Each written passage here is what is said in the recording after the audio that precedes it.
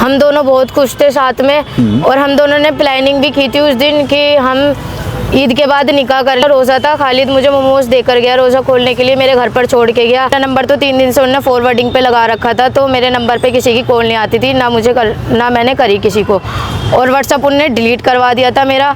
उसके बाद मेरी जो कि सिर्फ इंस्टाग्राम आईडी चालू थी, जिसका पासवर्ड खालिद के पास भी था।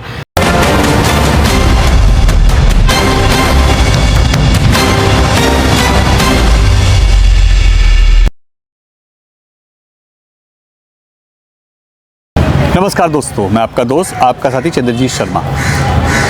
इस समय हम आपको एक अपडेट दे रहे हैं जो कि खजूरी खास इलाके में खालिद नाम के युवक ने एक सुसाइड किया था, और जिसमें आरोप लग रहे थे कि उनकी प्रेमिका या ये कहें कि उनकी होने वाली वाइफ, उनके द्वारा उनकी हत्या की गई है। ऐसा आरोप परिवार के थे और ये एलिगेशन लगातार लग रहे थे, क्योंकि उस वक्त वो मौके पे मौजूद थी। उन्होंने उनका सुसाइड करा है जब खालिद ने, तो उसमें कुछ लोगों की हेल्प लेके शायद खालिद की हत्या करवाई है। ऐसे आरोप परिवार लगातार लगा रहा था। हमने जब उनके परिवार से बात की, जब हम उस घर पे इस खबर के लिए पहुंचे थे, तो परिवार इसी तरीके के एलिगेशन लगा रहा था। मगर आज खालिद की वही प्रेमिका और वही होने वाली वाइफ हमारे साथ हैं। वो बताएंगी असल में उस दिन पूरा मामला क्या था, क्या वो उस दिन वहाँ थी, क्या उन्होंने खालिद की हत्या की है, या इसके पीछे जो आरोप लग रहे हैं उसका कुछ और ही रीज़न है। वो हमारे साथ हैं, वो पूरी डिटेल बताएंगी हुआ क्या था, किस दिन की बात है और खालिद के साथ हुआ क्या था। खालिद के साथ मेरी 2 दिन पहले 16 जनवरी को मैं उससे मिलने गई थी। मेरा रोज़ा था, हम दोनों बहुत खुश थे साथ में, और हम दोनों ने प्लानिंग भी की थी उस दिन कि हम ईद के बाद निकाह कर लेंगे, लेकिन मैंने अपने घर वालों को कुछ नहीं बताया था। उसके बाद खालिद से रात को, खालिद मेरा रोज़ा था, खालिद मुझे मोमोज देकर गया रोज़ा खोलने के लिए, मेरे घर पर छोड़ के गया। उसकी घर पे आने के बाद रात के 10 बजे मेरी खालिद से वीडियो कॉल पे बात हुई, और उससे अगले दिन पूरा दिन मेरी कोई बात नहीं हुई खालिद से। खालिद ने मुझसे कहा था कि अपना व्हाट्सअप डिलीट कर दो, और अपना नंबर, मेरा नंबर तो 3 दिन से उन्होंने फॉरवर्डिंग पे लगा रखा था, तो मेरे नंबर पे किसी की कॉल नहीं आती थी, ना मैंने करी किसी को, और व्हाट्सअप उन्होंने डिलीट करवा दिया था मेरा। उसके बाद मेरी जो कि सिर्फ इंस्टाग्राम आईडी चालू थी, जिसका पासवर्ड खालिद के पास भी था। रात को मैं सोई 5 बजे, मैं जाग रही थी, मैं फ़ोन चला रही थी, खालिद से मेरी बात नहीं हुई। खालिद काम पर था, उसने मुझे कुछ ऐसा नहीं बताया कि वो ऐसा कुछ करेगा। सुबह को उसकी बहुत कॉल वगैरह आई, मैं 2 बजे सोकर उठी, मेरी उससे बात हुई। वो दारू पी रहा था, दारू पीने की उनने मुझे बहुत वीडियो भेजी, और एक उनने स्टूल पे खड़े होकर वीडियो भेजी फांसी लगाने की। तो मैं भागी गई उसके पास, जब तक उनने फांसी लगा ली थी। जैसे मैं उसके पास गई, मैंने जाते ही फांसी का फंदा काटा, और वो टेबल पे गिर गया। फिर मैंने उसको खींचकर गद्दे पे लिटाया, उसका सीना दबाया, उसके फ़ोन से इमरजेंसी कॉल करने की कोशिश की, लेकिन लोकेशन आ रही थी, तो मुझे कुछ समझ नहीं आया। मैं बहुत होपलेस थी, बहुत ज़्यादा, मुझे अपना होश नहीं था। उसको ऐसा देखकर मैंने सोचा वो बच जाएगा, इतनी जल्दी कोई मर नहीं सकता। मैंने उसको बचाने की बहुत कोशिश की। मैंने एकदम उसके घर वालों को भी कॉल की, उसके घर वाले आए, उसको लेकर गए हॉस्पिटल। मैं उनके साथ हॉस्पिटल जाने की जिद कर रही थी, लेकिन उन्होंने वहाँ मेरे साथ मारपीट करके मुझे वहाँ पर छोड़ गए, और मुझे लेकर नहीं गए हॉस्पिटल। मैं रोते रोते अपने घर पर आई, मैंने सबको बताया। उसके बाद रात के 11 बजे मेरे पास पुलिस की कॉल आई। मैं रात को 11 बजे थाने गई। मुझे यकीन नहीं था कि खालिद को कुछ हुआ है, मुझे लगा खालिद बच गया।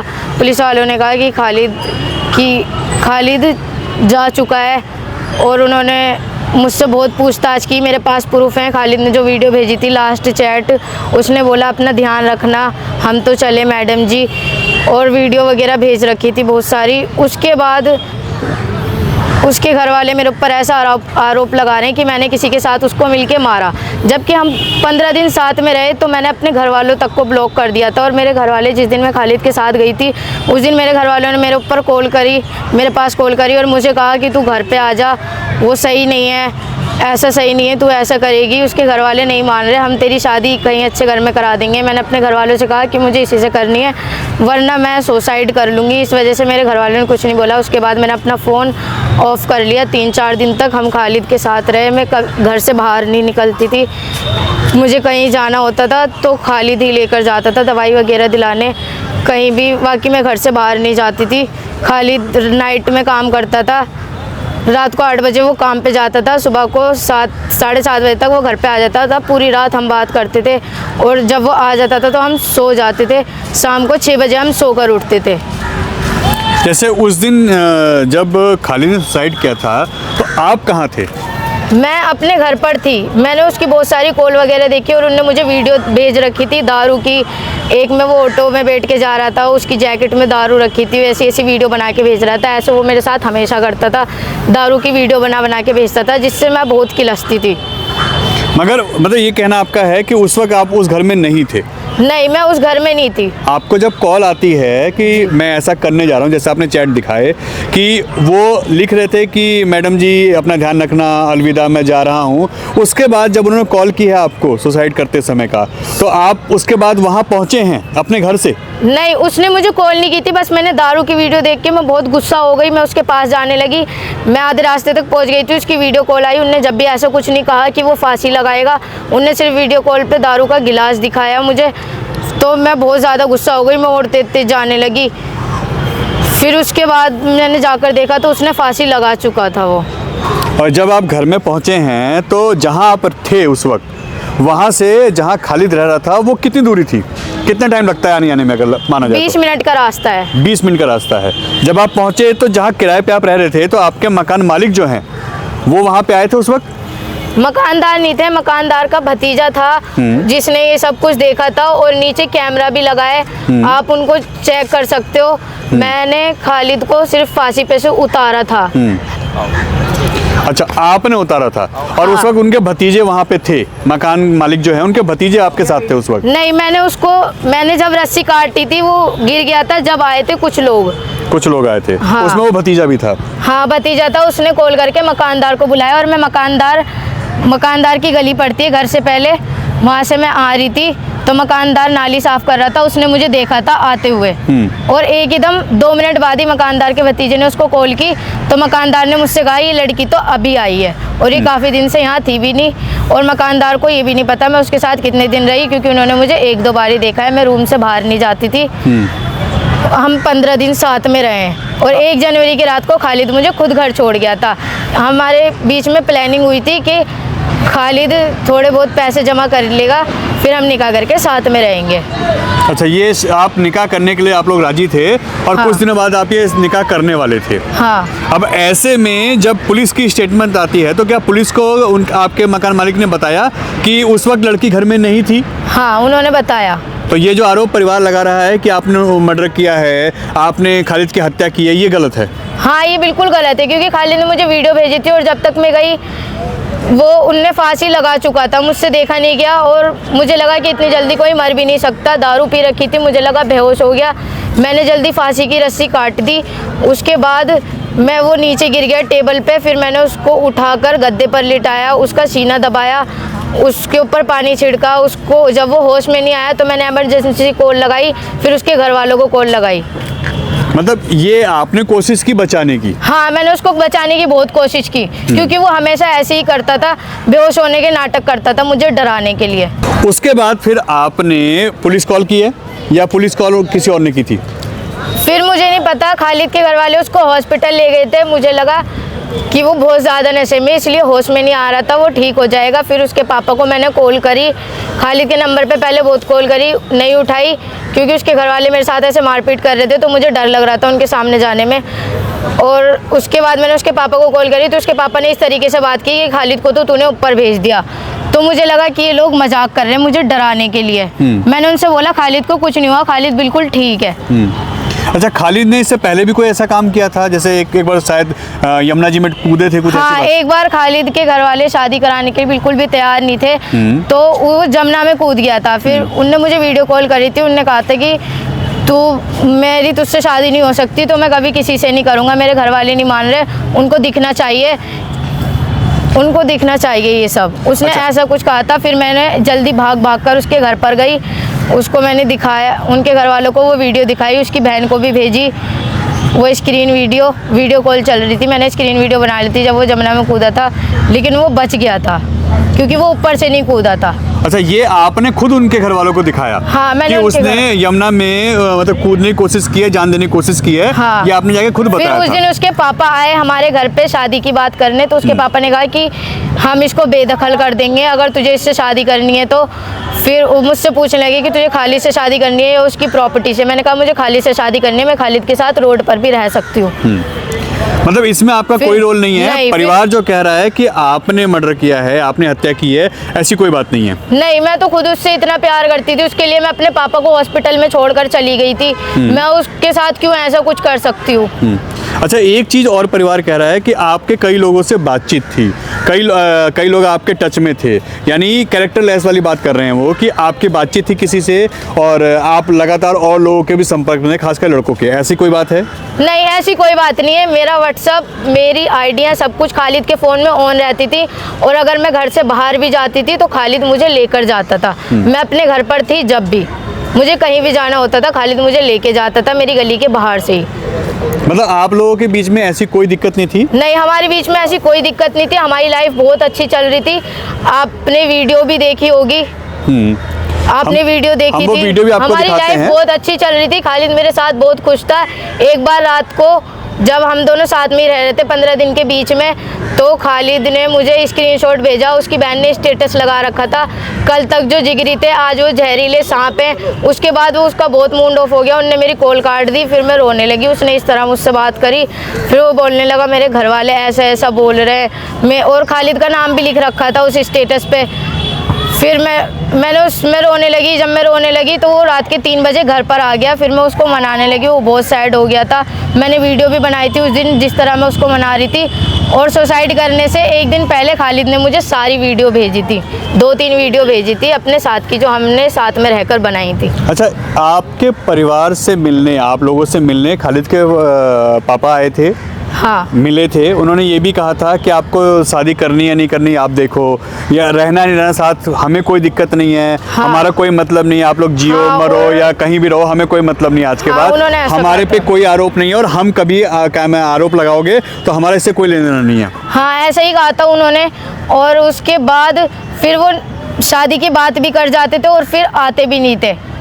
अच्छा, मुकर जाते थे वो अपनी कहते बात थे से। कि शादी करेंगे, उसका पलट जाते थे? हाँ, आते नहीं थे फिर। अच्छा, तो यानी ये जो आरोप है ये गलत है? फिर उसके बाद मेरे और खालिद के घर से भागने से एक दिन में दोपहर के टाइम या शाम के टाइम मुझे याद नहीं है, उसकी बहन ने मुझे और खालिद तो जमुना में से कूद गया था, तो उसके पापा घर पे नहीं आ रहे थे गुस्से में ना, खालिद घर पे जा रहा था। उसकी बहन ने मुझे बुलाया सोनी बिहार चौकी पे। उसने मुझसे कहा कि मैं तुम्हें अपनी चीज़ गिरवी रखकर पैसे दूंगी और तुम्हारा निकाह करवाऊंगी। वो वहीं अपनी खाला को कॉल करने लगी कि अभी चलो तुम दोनों का निकाह करवा रही हूँ, अच्छे से रहना। उसने मुझसे बोला कि मेरे भाई को धोखा मत दियो और उसको छोड़ियो मत, अब देखो तेरे लिए सब कुछ छोड़ के आ रहा है। मैंने कहा मैं भी अपना सब कुछ छोड़ के आ रही हूँ, मैं खालिद को नहीं छोड़ सकती। उसके बाद उसके घर वालों, फिर उसकी बहन चली गई, इतना कह गया। फिर उसकी बहन ने मना कर दिया, मैं कहाँ से दूँ पैसे, ऐसा बोल दिया। ने निकाह करवाया। पैसों की तो कोई बात नहीं थी, खैर हमारे पास थे इतने पैसे जो हम रह सकें एक साथ, हमें किसी के मोहताज नहीं थे। हमने सारा सामान खरीदा अपने पैसों से, सब कुछ करा। खालिद के पास पैसे थे, उसने पेटीएम से लोन वगैरह ले रखे थे, एक 8,000 का, एक 3,000 का, 2-2 हज़ार के, ऐसे पेटीएम से बहुत लोन ले रखे थे उसने। तो हमें किसी भी चीज़ की ऐसी कोई प्रॉब्लम नहीं थी। उसकी बहन ने एक बार रात को मैसेज करा कि तुझे पैसे चाहिए, साथ में रह रहा है, तू सही है? तो उसने कहा हाँ। फिर उसने बोला कि मुझे पैसे नहीं चाहिए, तो किस्त भर दियो गाड़ी की। तो उसकी बहन ने कहा ठीक है, मैं तुझे पैसे दे दूँगी, तो खुद दे दियो, अम्मी को मेरा नाम नहीं आना चाहिए। फिर खालिद ने कहा ठीक है, कल को आऊँगा 6 बजे। वो 6 बजे सोकर उठता था, थोड़ी देर बाहर घूमता था, फिर 8 बजे काम पे चला जाता था खाना खाकर। फिर अगले दिन जब वो गया तो उसकी अम्मी ने रुकाया और कहा कि कहाँ रह रहा है? तो उसने कहा नहाने गया था वो अपने घर पे और अपनी बहन से पैसे लेने। उसकी बहन ने कहा कि मैं नहीं दे रही पैसे, अपने घर में सबको बता दिया उनने कि खालिद पैसे मांग रहा है। फिर उसके छोटे भाई को दे दिए 10,000 रुपये उसकी बहन ने। पैसों की तो कोई बात नहीं थी, लेकिन उन्होंने इस तरह बेइज्जती की थी।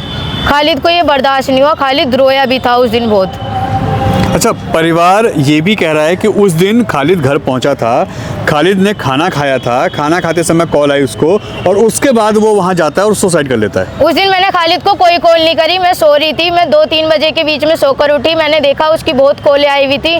मेरे पास सबूत है, कॉलें हैं उसकी। उनने वीडियो भेज रखी थी दारू पीने की, ऑटो में बैठ के जा रहा था जैकेट में दारू रखकर।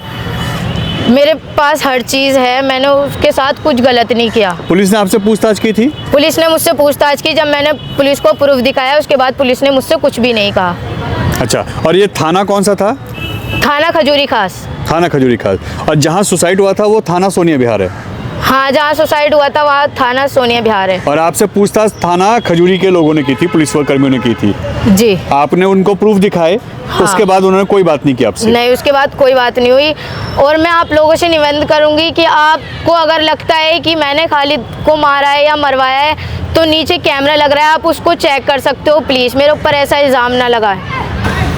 देखिए, ये वो लड़की है जिसके ऊपर आरोप लगे थे कि उसने खालिद का कत्ल किया है और एक प्रेमिका यहाँ पे कातिल बनी है। मगर जब हमने उनसे बात की, उनकी कॉल हमारे पास आती है, हमने उनसे पूरी डिटेल खंगाली तो उन्होंने पूरे स्क्रीनशॉट दिए हमारे को, जो हम आपको दिखा रहे हैं। हमने आपको सारी वीडियो दिखाई और उस वक्त उनका कहना है कि वो वहाँ गई, जब वो पहुँची हैं तो बीच में उनको कॉल आती है। वहाँ पहुँचने के बाद वो देखती हैं तो खालिद वहाँ सुसाइड कर चुका था, लटका हुआ था। उसके आनन फानन में ये वहाँ पे जब पहुँच के उसको उतारती हैं, उसको पुश करती हैं, उसको पानी छिड़कती हैं, उसको होश में लाने की कोशिश करती हैं, यानी बचाने की पूरी कोशिश करती हैं।